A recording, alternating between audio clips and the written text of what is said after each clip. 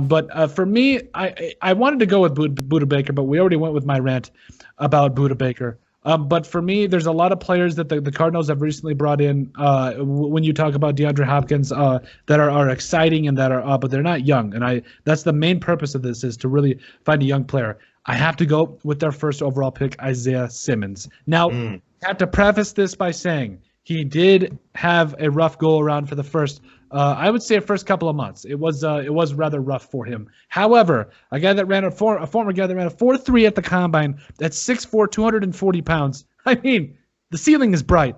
Finished the year with 43 tackles, 2 sacks, a forced fumble, and a pick. So you saw a guy that I think his PFF grade at one point was in the low 30s, and that's pretty not great. I'm not gonna sugarcoat it, but I think as a guy that you saw go throughout the year, learn the ins and outs of the game, especially at that linebacker position, being of this guy that's 6'4", 230, running that speed. It finishes the season with nearly a 60.0 PFF grade. That's incredible to go from low 30s to 60. I mean, he just started balling for the Cardinals, and he is definitely worth that 8th overall selection I'm seeing so far, the former Clemson Tiger that is. So come out, he's only 25 and a half years old to this point. I think Isaiah Simmons is going to be a monster moving forward for the Cardinals. And I think, we already talked about it with if they were to somehow acquire J.J. Watt, but I mean, their entire defense. I mean, Chandler Jones. I mean, there's a lot of defense. Buda Baker. So at every level of this defense, they have a playmaker, a young playmaker that can come out and do some things. So I think this Arizona Cardinals defense, this team